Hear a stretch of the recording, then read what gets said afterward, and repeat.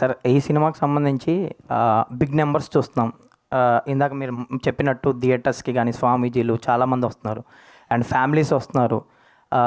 ఈ సినిమాకి సంబంధించి ఒక స్టార్ హీరోలకి బేసిక్గా టికెట్లు దొరకవు అంటారు. ఈ సినిమాకి అది చూస్తున్నాం ఆన్లైన్లో కానీ చాలామందికి ఫ్యామిలీస్ కూడా ఇప్పటికీ టికెట్లు దొరకని పరిస్థితి వీక్ డేస్లో కూడా.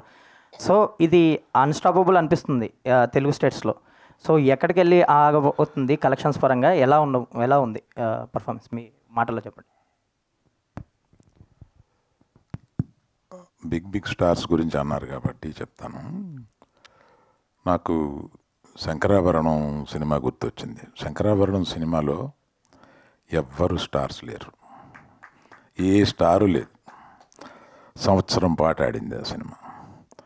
So it is the emotion and it is the music that made it run so well.